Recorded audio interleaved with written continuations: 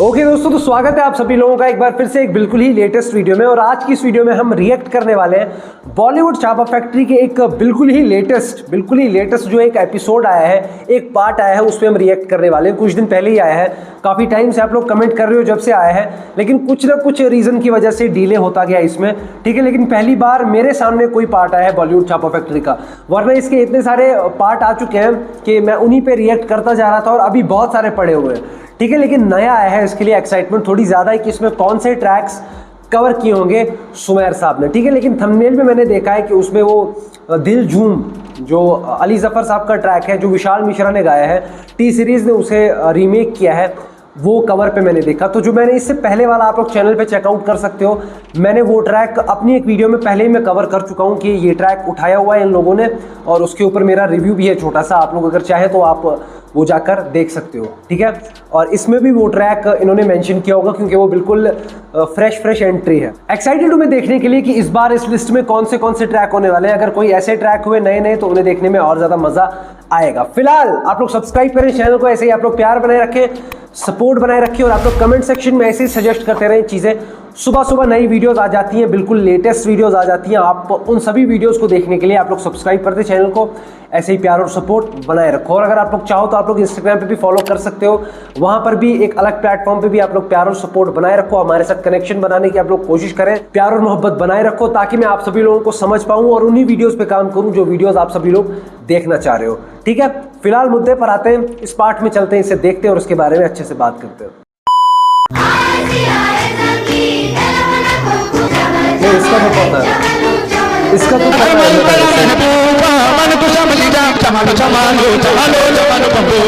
ये नहीं पता था पाकिस्तान से सकता था और झूठ बोल सकता था और आप लोगों को कह सकता था कि 2004 में पहली बार सिकंदर सनम ने ये गाया था, लेकिन ऐसा कुछ नहीं है, क्योंकि मैं आपको हमेशा सच और हकीकत बताता हूँ। ये गाना पहली बार अस्सलाम वालेकुम ख़वातीन, ये कहीं और का मेज़बान सुमैर, जब मूवी आई थी तभी पता चल गया। खुश आमदीद कहते हैं। दोस्तों, आज की इस वीडियो में मैं एक बार फिर से बॉलीवुड के कुछ ऐसे गानों के बारे में आपको बताने जा रहा हूं जिनको वो अपना समझते हैं, लेकिन दर हकीकत वो अपने नहीं, बस सपने हैं उनके, क्योंकि वो गाने पाकिस्तान से उन्होंने चोरी किए हैं, किसी को पता ही नहीं चला, लेकिन मुझे पता चल गया। इतनी रिक्वेस्ट आपकी आती रहती है, भाई अगर मैं बनाता रहूं तो डेली की एक वीडियो बना सकता हूँ, लेकिन नहीं यार, पड़ोसियों के भी कोई हकूक होते हैं यार, पड़ोसियों को नाराज तो नहीं करना ना, इतना एक्सपोज नहीं करना। तो सबसे पहले हम उस सिंगर की बात करेंगे जिसे इंडिया वाले खुद भी बहुत ज्यादा चाहते हैं, उसका नाम है अली जफर। अली जफर ने 2011 में एक गाना गाया था, दिल झूम झूम।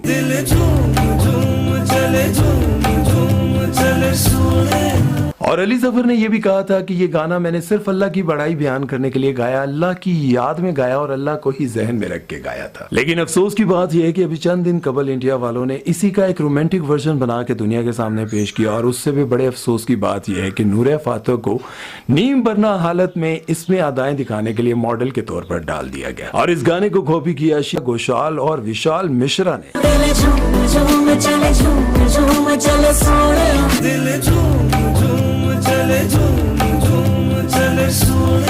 और आगे चलकर मैं आपको एक ओरिजिनल बढ़िया के बारे में भी बताऊंगा, जिसको इंडिया वालों ने जब कॉपी किया और उसका वीडियो बनाया, तो उस वीडियो में उन्होंने बहुत ही नंगे लिबास वाली और गंदी किस्म की लड़कियां डाली, जिससे देखकर पाकिस्तानियों को बहुत बुरा लगा था। लेकिन उससे पहले मैं बॉलीवुड की सुपरहिट फिल्म एनिमल के उस गाने के बारे में बात करूंगा जो आजकल बहुत ही वायरल जा रहा है, जमाल गोडू। यार क्या नाम है।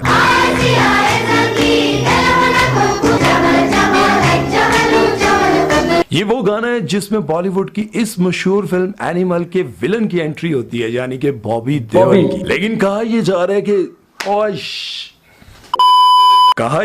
है कि 2004 में पाकिस्तानी कॉमेडियन सिकंदर सनम, जिन्होंने तेरे नाम पार्ट 2 बनाया था, बहुत ही मजेदार मूवी बनाई थी, और उन्होंने साथ साथ इंडिया में बहुत सारे कॉमेडी शोज भी जीते थे, उन्होंने ये गाना 2004 में पहली बार गाया था।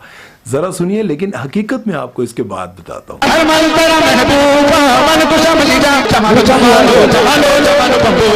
लेकिन ऐसा कुछ नहीं है, क्योंकि मैं आपको हमेशा सच और हकीकत बताता हूँ। ये गाना पहली बार 1978 में ईरानी सिंगर जिया अबाते ने गाया था।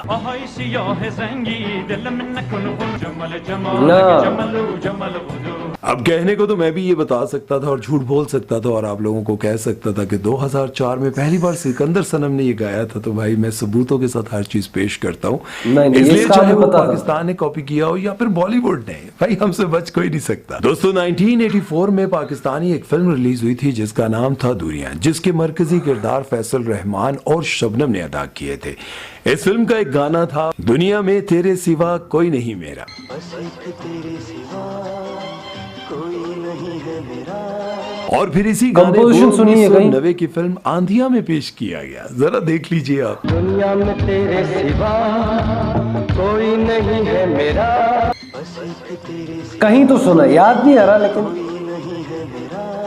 भाई यहाँ पर मैं फैसल रहमान के बारे में एक बात जरूर कहना चाहूंगा कि वो जवानी में भी बच्चे लगते थे और बुढ़ापे में भी बच्चे। अब मैं ये सोचने पर मजबूर हो गया हूँ कि वो बचपन में कैसे लगते होंगे। भाई साहब 1983 में बॉलीवुड के मशहूर सिंगर सोनू निगम ने गाना गाया था कि इश्क में हम तुम्हें क्या बताएं। सोनू निगम जी, आज मैं तुम्हें दसांगा। ये तो यार चार्ट बस्टर है, तब से लेके अब तक। पाकिस्तानी सिंगर अताउल्ला खान इसा खेलवी ने ये गाना 1992 में गाया था, जिसे चुपके से सोनू निगम साहब ने चोरी करके मजे से गाकर बॉलीवुड वालों को मुझे बचपन से पता है। मेरा गाना है, ये तुम्हारा गाना नहीं है। देखो यार, मैं जितने भी बॉलीवुड छापा फैक्ट्री मैंने किए हैं, मैंने ना आधे से ज्यादा वीडियोस में आपको कहा है कि सिंगर्स लेबल के साथ साइन होते हैं। अगर आप अभी भी जाओगे इस ट्रैक पे, आपको दिखेगा नीचे लिरिसिस्ट कोई और है, कंपोजर कोई और है, म्यूजिक प्रोड्यूसर कोई और है, लेबल कोई और चला रहा है और गाने के लिए अप्रोच किया जाता है एक सिंगर को। और यहाँ पे कहा जा रहा है कि सोनू निगम ने कहा कि ये गाना मेरा है। नहीं, सोनू निगम वोकल्स देते हैं अपने, वो कैसे कह सकती हैं ये गाना मेरा है? उन्हें गाने के लिए जब दिया होगा ये गाना, उन्होंने तब गाया होगा। अब कॉपी है क्या है, उस डिबेट में मैं फिर से नहीं पढ़ना चाहूँगा, क्योंकि वो भी मैं बहुत बार बोल चुका हूँ। ठीक है, अब बार बार उस चीज़ को मैं ड्रैग नहीं करूँगा। लेकिन सोनू निगम ने उठाया, अब वो ज़्यादा फेमस है तो उनका नाम ड्रैग करेंगे तो व्यूज़ ज़्यादा आएंगे, ऐसी बात कोई नहीं है। फैक्ट्स के दम पे आगे आएंगे हम, उन्होंने नहीं। ठीक है, आजकल बहुत सारे ऐसे सिंगर्स हैं जो खुद अपने गाने लिखते हैं, खुद कंपोज करते हैं। जैसे विशाल मिश्रा की आप एग्जांपल ले लो, ठीक है, वो अपने गाने कंपोज करते हैं, म्यूजिक प्रोड्यूस करते हैं, लिखते भी हैं। तो वो अगर कुछ कॉपी कर ले तो उनका कह सकते हैं, ठीक है, उनका कह सकते हैं। लेकिन सोनू निगम का कहाँ से यार? आगे देखते हैं।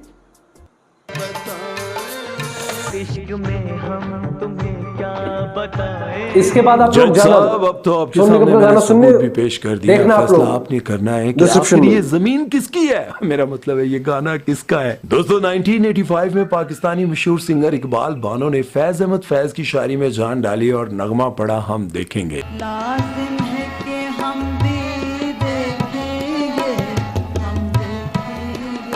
ये नगमा मुहिब्बे वतनी का जोश हर शख्स में पैदा करता है, लेकिन इस नगमे को भी बॉलीवुड वालों ने नहीं बख्शा। और फिर 2022 की भारतीय फिल्म कश्मीर फाइल्स में इस गाने को कॉपी करके पेश किया गया।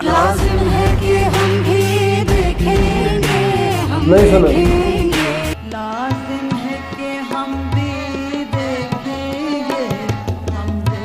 सेम तो है। आखिर में दोस्तों मैं अब उस कलाम के बारे में बात करने जा रहा हूँ जिसके लिए मैंने आपको शुरू में बताया था कि उन्होंने एक और कलाम को भी एक ऐसे अंदाज में पेश किया जिसे देखकर बहुत सारे मुसलमानों को या फिर जिनका अकीदा है ऐसे बुजुर्गों के साथ, उनको बहुत दुख होता है। 1969 में पाकिस्तानी एक फिल्म रिलीज हुई थी जिसका नाम था दिलां दे सौदे। इस फिल्म के लिए मैडम नूर जहां ने एक कलाम पढ़ा था, हो लाल मेरी पत। इस कलाम को बुल्ले शाह की शायरी से लिया गया और पिछले 60-70 सालों में पाकिस्तानी और इंडियन बहुत सारे सिंगर्स ने गाया और बहुत सारी वीडियोस भी बनी। लेकिन अभी कुछ साल पहले इंडिया के मशहूर सिंगर मीका सिंह और योयो हनी सिंह ने इसका नया वर्जन बनाया जो कि सबसे ज्यादा मशहूर हुआ और सबसे ज्यादा देखा और सुना गया। ये 2013 में रिलीज किया गया।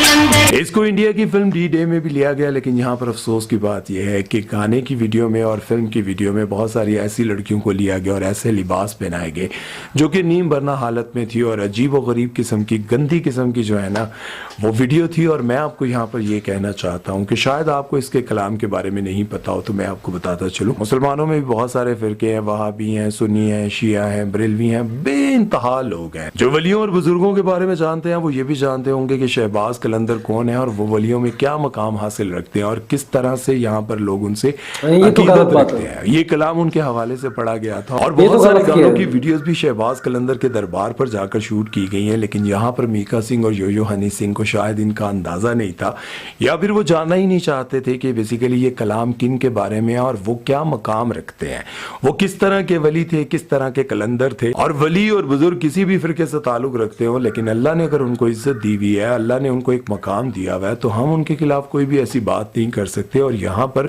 उन लोगों से भी मैं ये रिक्वेस्ट करना चाहता हूँ जो हमारे कलाम या फिर किसी ऐसे बुजुर्ग पर कोई वीडियो बनाते हैं, तो उनको ये एहसास होना चाहिए कि ये जो वली हैं इनके ऊपर जब आप कोई कलाम पढ़ते हैं या फिर कोई ऐसी चीज दिखाते हैं तो कम से कम अपनी वीडियो में गंदे लिबास वाली और कोई ऐसी लड़की पता ही नहीं होगा, इनको पता ही नहीं होगा, इन्होंने गौर ही नहीं किया होगा कि लिरिक्स किस बारे में, उनको कलाम की समझ ना आए, बल्कि वो लड़कियों की तरफ मुतवज्जो हो जाएं या फिर उस म्यूजिक और धमाल की तरफ मुतवज्जो हो जाएं, तो फिर आपका कोई मकसद तो रहा नहीं, लेकिन आपको शोहरत मिल जाएगी, लेकिन इस गुनाह में आप शामिल जरूर हो जाएंगे। उम्मीद है कि आज की वीडियो आप लोगों को अच्छी लगी होगी।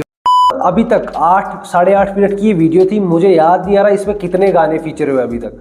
ठीक है, कुछ खास नए गाने इसमें थे नहीं, एक ही गाना था जो हम पहले ही एक वीडियो में कवर कर चुके हैं, जो बिल्कुल नया ट्रैक है। बाकी तो वो सोनू निगम वाला वो तो बहुत सारी वीडियोस में कवर हो चुका है। ये दमादम मस्त कलंदर वाला 2013 का है।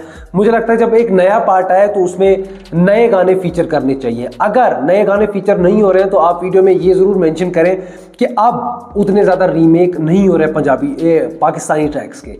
ठीक है, तो ये बात आप मेंशन कर ही नहीं रहे कि अब नहीं हो रहे, ये तो अच्छी बात है ना, अब उतने ज़्यादा रीमेक नहीं हो रहे पाकिस्तानी सॉन्ग्स के, अच्छी बात है, ये तो आपको मेंशन करना चाहिए था। ये मेरे हिसाब से एक बढ़िया पॉइंट हो सकता था, लेकिन एक दो गाने यहाँ वहाँ से उठा के, वो जो एनिमल मूवी का था, वो बॉबी देओल की एंट्री वाला, वो भी तो पाकिस्तान का नहीं था। ठीक है, वो तो हमें पहले से ही पता था वो कहीं और से, तो एक दो गाने वहाँ से उठा के फिर एंड पे ये बोलना कि बॉलीवुड वाले ऐसा कर रहे हैं। ठीक है, बहुत बार किया है, काफ़ी अरसे से करते आ रहे हैं, लेकिन अब मुझे ऐसा लगता है कि अब बहुत ज़्यादा कम हो चुका है। ये जो विशाल मिश्रा वाली मूवी है ना, जिसमें ये नोरा फतेही थी, ठीक है, जिसमें ये दिलजून गाना रीमेक हुआ है, अभी 1-2 दिन पहले एक और ट्रैक इसका आया है, वो भी रीमेक है। ठीक है, मुझे पता नहीं वो बॉलीवुड सॉन्ग का है या किसी पाकिस्तानी सॉन्ग का रीमेक है, उस बारे में मुझे नहीं पता।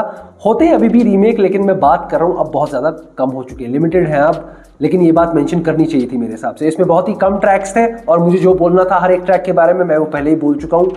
कुछ खास उतना ज़्यादा जो मैं एक्सपेक्ट करके आया था उतना मज़ा आया नहीं। ओके गाइस, तो फिलहाल इस वीडियो में इतना ही, मिलता हूँ आप लोगों से किसी और वीडियो में, तब तक के लिए आप सब्सक्राइब कर दें चैनल को। मिलता हूँ किसी और वीडियो में, बाय।